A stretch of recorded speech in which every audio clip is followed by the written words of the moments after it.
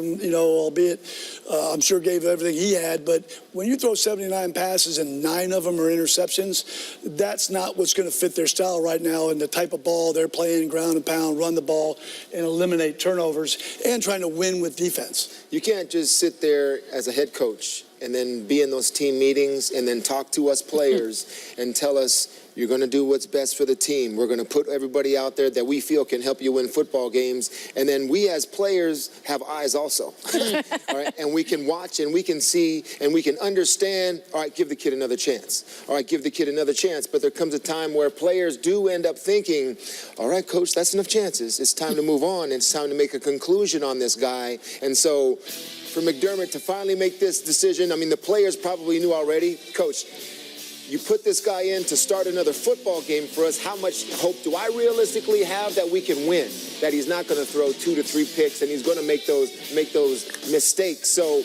in terms of having a quarterback in there where your team can look to and say, yeah, we got a chance with that guy, I mean, that's sort of running out on the Nathan Peterman experience. I think everybody can agree that his debut with the 5 interceptions, he deserved another shot after Absolutely, that. You can say, sure. hey, not a good start to say the least, but let's wait and see. But we waited and we saw, and that's where we are. And you really wonder what the reaction would have been had the change not been made to Derek Anderson and how that would have resonated in terms of the locker room, frustration seeping out and how far that would have gone. So I'm plugging it right now. What you're seeing now in the NFL, you'll see when a new quarterback that players have seen in practice, that they know that that guy has done well, and now it's his time, it's his chance, how the entire team starts playing well. Mm-hmm. Baker Mayfield comes in. It's like from night to day, boom, Baker's in. Now we got a chance. Mm-hmm. Various young quarterbacks coming in, different quarterbacks, moves, teams, players see that as, okay, now we got a little bit of hope. And you saw even, really on Monday night, what C.J. Beathard did and how he inspired,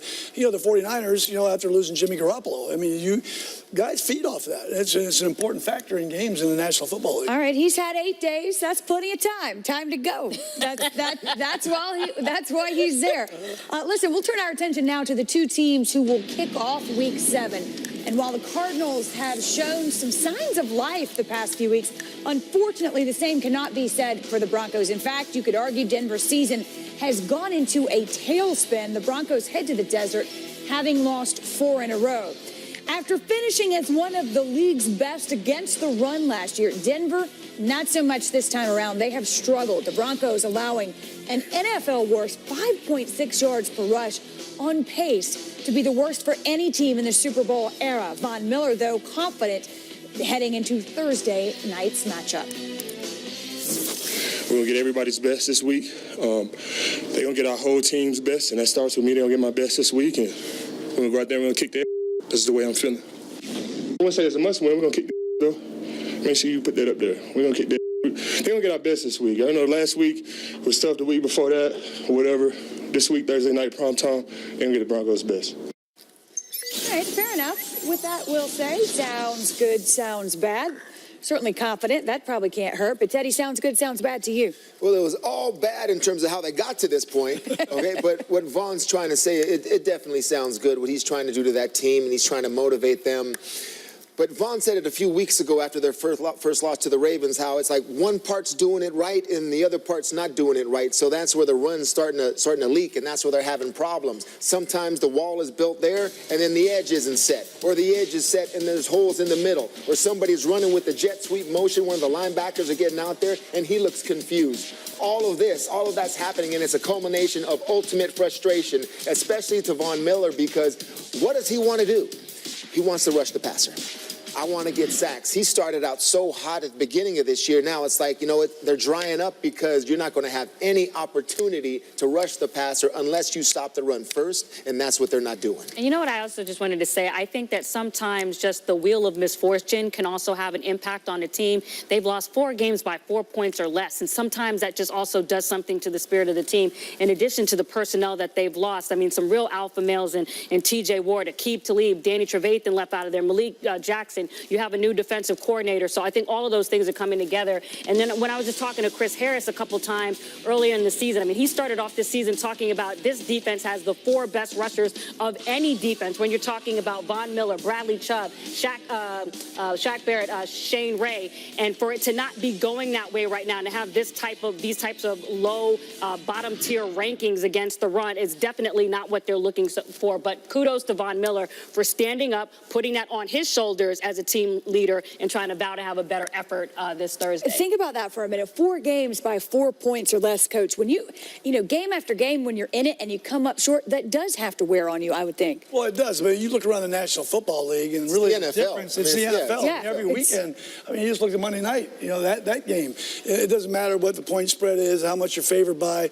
The bottom line is the difference between 6 and 10 in this league and 10 and 6 is winning those close games. And that's what it comes down to, through a 16-game schedule. And Wendy, can I just say this real quick? But I think it's important just to note, because when you hear people in Denver, and I have a lot of them follow me because I used to work in that market, but when you hear them start to say, oh, the head coach and his job should be on the line, or the season is off the rails, I do think that the point spread does come into perspective by just trying to illuminate, okay, this is a team that at least is still competitive. They're not losing by 20 and 30 points. But you're right, in terms of the difference between 6 and 10 and 10 and 6, that is the difference. But it's not as if they're just completely losing it like that. Vance Joseph also talked about it's a mindset to stop the run. He said that this week, and it's a head coach's job to alter the mindset of the players. Yep. And instead of being built to stop the pass and then rush the passer, now your defense now has a reputation throughout the league that's going to get tested every week. That's right. Well, the Broncos, the first team in NFL history to allow 200-yard rushers in consecutive games within the same season. So they do have an issue. On Monday, it will be the free-falling Giants. They'll fly south to face the Falcons, and certainly you cannot argue that Saquon Barkley has lived up to the hype and then some, but Eli Manning and that Giants offense has struggled as a whole. Atlanta started the season healthy, but has then been snake-bitten, the latest of which, Devontae Freeman, who was placed on IR yesterday. The Giants offense and the Falcons defense have both had trouble. These two units rank among the worst in league efficiency, which evaluates success on a per-play basis. Both have had their fair share of trouble where it matters most, in the red zone on third down. And it has not been the best year for Eli, but Giants wideout Sterling Shepard said the team still supports him. I have total faith in Eli. I haven't heard that once in this locker room. Haven't heard that from an individual player. So that's just outside noise and stuff trying to break us apart. We're doing a good job of keeping everything together in here as far as in the locker room. But we have total faith in him. We picked him as our starting quarterback at the beginning of the season, and we're going to ride with that. Coach, sounds good, sounds bad. I think it sounds good. I think, having been in the locker room before, having been a head coach in one of those locker rooms, there is a lot of outside noise. And I think as long as they remain tight in that locker room and you have players like Sterling stepping out, you heard Eli say he's got to play better. I think that locker room is still there to be had. They just got to play better. A couple of weeks ago we were talking about the Pittsburgh Steelers with drama and whatnot. The bottom line is, and I think John Mara said it the other day when questioned on it, is they just got to go out and play better. And they've got to start. It starts on offense and it starts on the leadership on that side of the ball. Let me add a line here. Sounds good, sounds bad. Does it sound realistic? Is it realistic to think this locker room is still behind Eli Manning, Teddy? And what do you think happens if they do lose that? They have to be. They do have no Eli choice, Manning, really. And even if he struggles again, the total faith has to be that he'll bounce back. He struggles again, the total faith has to be that he'll bounce back. And it's just how it has to work in that locker room, the way you do it publicly. I think it's Kyle Lauletta. I don't know if you're going to want him in there right now. Is he not ready? I'm sure they see in practice and they know what kind of player he is. So Eli is who they have. It's what they have to hope for, that his play improves, and to have faith in him and express it publicly is good on their part. Well, John Mara also said, JoJo, this week that he knows Eli Manning is the punching bag right now, but there's enough blame, if you will, to go around. And really, he's right, although it's fair to say Eli has not played well. the stats definitely underline what Eli has been able to do and has not been able to do. And there's definitely no circumventing the fact that the team is 4-19 in the last 23 games and also has 2 back-to-back games that are in prime time that everybody will be watching under the microscope against the Atlanta Falcons, Monday Night Football. So I think the other thing that needs to be underlined is, especially just from talking to players in the locker room, is that they are together. They are for one another. Sterling Shepard, Landon Collins, Odell Beckham Jr., all of those guys support one another. None of that has wavered. I definitely think it remains to be seen how everything plays out after everyone is watching this Monday. Well, and some primetime wins will go a long way. Wins, and then especially when you're the only game in town. Let's talk about the Raiders. They could use a few wins. It has certainly been a less than auspicious start for John Gruden's return to Oakland. His team now 1-5. And what's worse, they have struggled. Have to say, that's the message that you do want out there. I don't know how many people realistically actually think the team is tanking. I think a lot of people think the team is not doing well. I think, to me, what sounds bad is from the podium, some of the comments that I've heard from John Gruden, just being critical in public of his players. Not that necessarily have so much of an issue with that. I just think it's just very interesting by contrast with what's going on with some other teams, how much that's being illuminated by contrast to when, players may say certain things or what have you. I think that the other thing that doesn't sound as great is that when you listen to his tone and his energy in saying what he just said, it sounds good that he says that they're not tanking, but I also would have liked to seen a little bit more energy and spirit from him while he was saying it. So it just feels believable and also sounds like you're still motivating your team and you have hope that the season is actually going to bear out better. Well, there's always cues, right? And it's not just what you say, to your point, but how you say it. And this is not, and understandably so, the John Gruden we saw 6 or 7 weeks ago, or certainly when training camp started and there was hope and there was, no losses yet, coach, and those things have just continued to pile up, really. Well, I haven't been in that situation many times, and that is a struggling NFL locker room.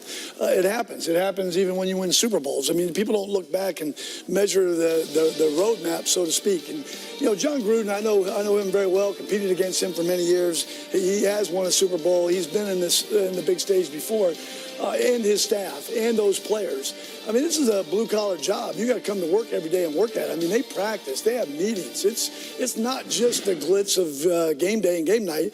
I mean, there's a lot of work that goes into it, and there's nobody tanking. I don't believe that even exists. No, that's just not realistic at this point. But players, eventually, you got to have a win to validate the grind. Mm-hmm. The grind that I know he's putting them through. I mean, we see a John Gruden in a press conference. It's a different John Gruden in front of your team. I only can relate that to Bill Belichick in front of the cameras and how he says it and how he is in front of the team. It's different. So, but they need validation in terms of when we get on that field and everything you're telling us, Wendy, in those team meetings and all the work that we're putting in, the 4 a.m. hours that you're putting in to come in at 6 a.m. to get a win and make it feel good so we can string a few together. That's got to happen for this team. It's just not right now. But you know what? It underlines how much, spirit and belief is so integral to winning. And I think it just goes back, and I know we've harped on this so much, just how much just the decision on Khalil Mack, has filtered through this team. You have to have something that you believe in,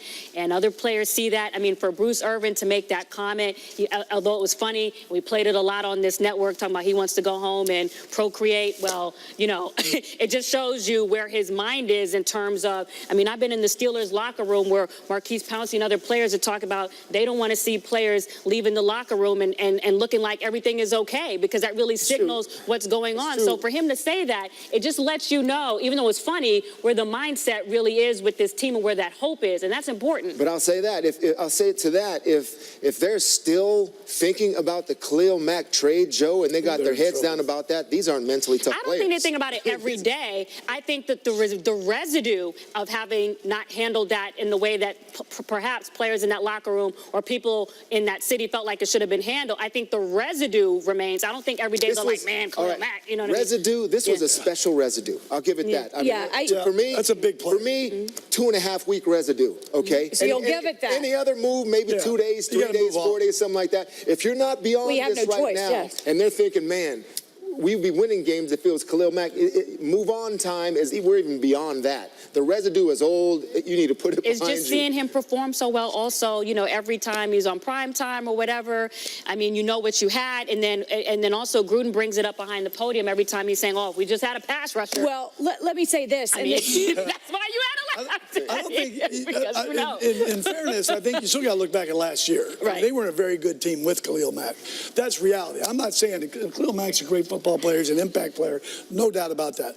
But they're playing without a guy. I mean, they've got nothing for that guy right now. Listen, I mean, they don't get that till next year. But they still have to survive this year. You said that very well with this. Yeah. I tell you what, it's not the conversation for today, but if this continues, we will also, unfortunately, circle back to that suggestion that John Gruden can't relate to today's player. We talked a lot about that coming into the season, and you talk about calling out your players just a little bit publicly. You talk about mentioning Khalil Mack at the podium. That conversation will resurface if this team doesn't start winning. But they've got a bye week, so they won't be losing this week. That's good news. 32, Nick Bosa, brother of Joey, leaving school. He is withdrawing to concentrate on the draft. Bosa was already the #1 prospect on Mel Kiper Jr. latest big board rankings. He will now, of course, turn all of his attention toward getting ready for the draft in Nashville in April. Are you okay, Teddy, with this decision? I saw what happened to Jalen Smith, in the bowl game when he played for Notre Dame. He was a great young linebacker, and, I think that really started a lot of things in terms of first starting with players not wanting to play in the bowl games, and then now, of course, Bosa deciding to stop at mid-season in terms of doing what's best for him, in his opinion. I understand. It's the way it is right now in college football, and players that are top 10 caliber, first-round caliber, taking care of their investment, if you will. But personally, for me, I just remember my own college experience. You hate to see him. Yeah, I remember it, and being able to finish it and being able to play the last game, knowing it was the last game with all of my teammates. When I go back to the University of Arizona, feeling good about I gave that university everything that I had. And I know it's a totally different mindset now, and players are looking long term in terms of contracts and guaranteed money, but both sides I understand. Well, I will say this, one particular of this situation, Nick's father spoke to Columbus Radio this week or yesterday and tried to give a little timeline for his return. He's injured with that abdominal injury. It was going to be about 8 weeks. So we're looking at mid-December, best case scenario. And his dad indicated that they took that into account, Coach, in making what he called a business decision because he couldn't play now anyway. Well, I mean, and then their season's over. They get having, 3 sons and a daughter now in college, and 3 of the sons graduated. And you go to college so you can figure out what you're going to do the rest of your life and, kind of what you're going to do for a living. I saw Ed McCaffrey, talk to Christian McCaffrey while he was at Stanford. And I mean, look, it is a business now, and he's protecting that investment. And you go to college to get a degree, but also find out what you're going to do with life. And it looks like it's going to be football. Yeah, it looks like I'm still working on that, but I'll keep you posted. But for him, it looks like football's a pretty good bet. The Bengals and Chiefs face off under the lights at Arrowhead this week. Both squads looking to bounce back from difficult losses. Despite the loss, though, for Kansas City, they were happy with what they saw from their youngster Pat Mahomes Sunday night in Foxborough. I mean, they have a ton of talent on their defense all around. And so for us, it's going to be a great challenge getting to go against someone that is, some team that is that talented and that can make plays, it seems like, at any moment. But you faced a lot of good defenses, and they're all... Yeah, they are. And this team, I mean, it starts up front with them. They got a great front seven. I mean, they're 2 D tackles and then their linebackers. I mean, they have a lot of great players all around. And so for us, I mean, it's just another challenge. It kind of comes with the territory of we're going to have a great game. It seems like every single week. If the Bengals had a wish list, it would certainly include taking away Mahomes' ability to make plays outside the pocket. He's averaging over 9 yards per attempt, an NFL best 475 passing yards on those plays. The Bengals' D has been stingy, allowing the fewest yards per attempt in the NFL outside the pocket. So something's got to give. Our Chiefs reporter, Adam Teicher, has more on the matchup. Thanks, Wendy. The Chiefs are looking back at last Sunday night's loss to the New England Patriots as what it is in the moment, and that's a last-second loss on the road to the two-time defending AFC champions. But if any team should be aware of the dangers that could be ahead, it's the Chiefs. You remember they started off last season 5-0 and then proceeded to lose 6 of their next 7 games. Only a 4-game winning streak at the end saved their season. That's why Sunday night's game against the Bengals here at Arrowhead Stadium could be their biggest of the season. Win moves the Chiefs to 6-1 and keeps them at least 1 game ahead of the rest of the AFC pack. The Chiefs' schedule also flattens out after that with games ahead against the Broncos, Browns, and Cardinals. A loss, on the other hand, could signal that a slide like last year's is in progress. Adam, thank you. Now to the Patriots. They look to keep the train rolling this weekend. They will face a Bears squad that has surprised some people in 2018. Chicago's loaded defense hoping to rebound, though, from its struggles last week to Brock Osweiler and the Dolphins. Bill Belichick now on this matchup. He gets after everybody. He's a very disruptive player. So he turns it over on sacks, strip sacks, fumbles, tip balls, interceptions. He's a really strong run player. He's a good pass rusher. He's got speed. He's got power. He's very aware and instinctive. Bill, you've seen a lot of good pass rushers in your career, starting with Lawrence Taylor, Reggie White. Does Mac sort of rank up there, one of the better ones you've seen? No, wait a minute. We're talking about Lawrence Taylor now. Yeah, I'm not putting anybody in Lawrence Taylor's class. So you put everybody down below that. That's with a lot of respect to a lot of good players now, but we're talking about Lawrence Taylor.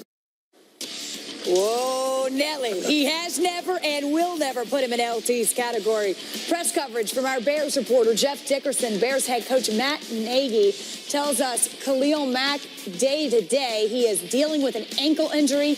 The Bears want to be cautious at this point. Let's look at some of the more notable meetings between these two teams. Super Bowl 20, Coach Mike Ditka, that 85 Bears dominate the Patriots. It wasn't their year and win the Super Bowl. Steve Grogan right there. Yep, Steve Grogan. Still around. I love Steve Grogan. November 26, 2006. You remember this, Teddy B, Tom Brady and Brian Urlacher. Patriots win 17-13. One of Tom's longest runs there, I think. But Longer runs than that. he'll still brag about Juke and Urlacher. Why not? Not so long ago, and I remember he was thrilled after that game. Bears and Patriots. Patriots up 51 points on the Bears. Tom Brady, 30 of 35, 5 touchdowns.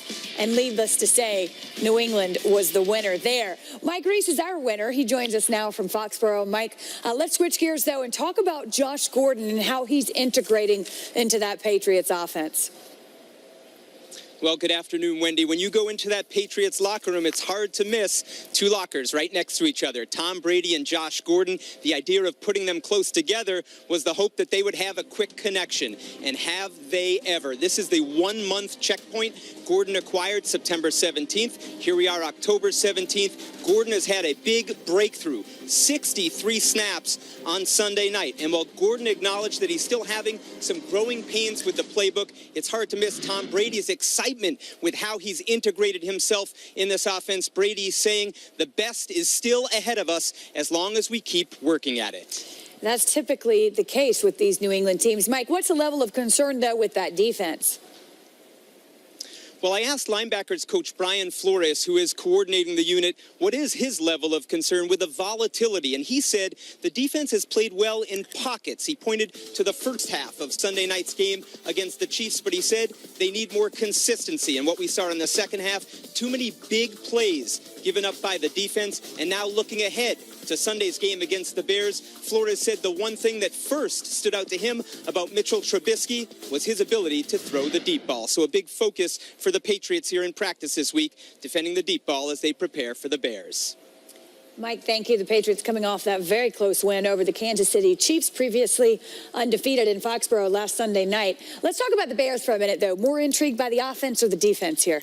This Bear offense has had me intrigued ever since Matt Nagy got the job, Wendy. So it's the offense for me. And coming off of consecutive weeks where the New England Patriots have played the Kansas City Chiefs with Andy Reid, and then, of course, Matt Nagy, who's coming over from the Chiefs, you're wondering what kind of similarities there will be. And there will be some in terms of the shifts in motioning, but the personnel is different. They don't have a Travis Kelce on this offense, and that was the focus for the Patriots last week. I think Tariq Cohen is the one they're going to have to worry about with him at the running back position, because although they had Kareem Hunt last week, Tariq Cohen offset in the shotgun position is something that they know in that Belichick coach defense. That's where they're going to have to account for him, very similarly to where you saw versus the Chiefs. Hightower would jam Kelce and then join the rush. Various techniques like that are going to be implemented. So how the Chicago Bear offense attacks the Patriot defense is going to be very interesting to watch. Coach? I'm going to go the same way, their offense. I think, as Teddy mentioned, Bill's been around, Marshall Faulk, trying to stop him out of the backfield, Darren Sproles, those type of things. And that's how Tariq Cohen's used. He's not used quite as much out. They will flex him out, but he is an explosive player. You see him in the run game and the pass game. And I agree, Bill will, a lot of attention will go towards Tariq Cohen. But I think it'll help the Patriots, though, the fact that very similar schemes, formations, play types that you saw last week against Kansas City will be the same thing the Bears try to do. Well, you talk about focusing on the deep ball. They certainly had to do that last week, too, with that arm of Patrick Mahomes. So 2 weeks in a row, that's an emphasis.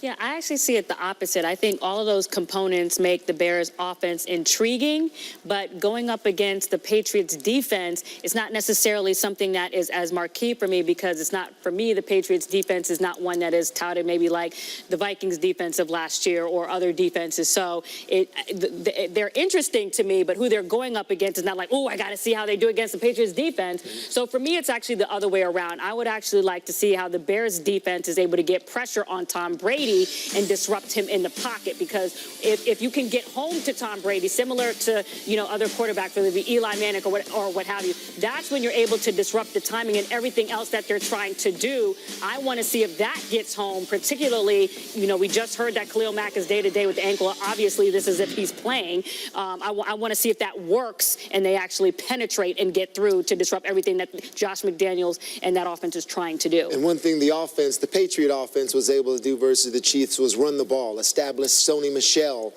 The front of the Chicago Bears is much better in terms of the way Akeem Hicks is playing, right. Trevathan at linebacker, Roquan Smith, those type of players. They're very stout against the run, so that's going to be something to where the Patriots are going to have a different plan to attack it. And and it's not just that, but it's also how quickly the pass rush is coming to the quarterback and making the quarterback have to throw that much quicker, and now how that's enabling guys like Prince Amukamara to jump the route, as we saw in that one game, I think it was Monday Night Football, where he got his first pick six, just because the quarterback is having to, get out of the pocket and throw so much quicker as well. So the impact on the secondary is also what I would like to see. The Bears by order, John Keim, running back Adrian Peterson not on the practice field. Chris Thompson is going through individual drills. Wide receivers Paul Richardson and Jamison Crowder also not practicing. And then an injury update from Ravens reporter Jamison Hensley. Ravens coach John Harbaugh on guard Alex Lewis's pinched nerve that's in his neck. That can heal like that quickly, or it can take a little bit of time. He's really kind of day-to-day, which is the best way to describe that kind of injury. We've got 7 teams sitting at 3-3 so far. There have been 52 Super Bowl champions, and among them, only 3 times has a team won the Super Bowl after starting 3-3 through 6 games. And that was a 2010 Packers team led by Aaron Rodgers, the 2001 Patriots, and the 1980 Raiders. We begin in the AFC, our 3-3 teams, starting with the Jets, who dropped 42 points on the Colts last week, their second 40-point game of 2018. Week 6, rough for the Titans, shut out 21-0 by the Ravens. The first time they were shut out at home since '76 when they were the Oilers. The Texans started 0-3 but snagged their 3rd straight win last week behind a late pick 6 by Jonathan Joseph that led them to that win. And then the Jags, a 33-point loss to the Cowboys. Our NFL Nation on location now on the 3-3 AFC teams. Thanks, Wendy. Doug Marrone said the only way to fix the, quote, bad football his team has played the last 2 weeks is to go back and work on fundamentals. Don't worry about scheme. Don't worry about play calling. Don't worry about the injuries on the offensive line. Don't worry about whether Leonard Fournette will be back in the lineup. This is a critical 2-game stretch for the Jaguars heading into their bye week, starting with Sunday's game against Houston.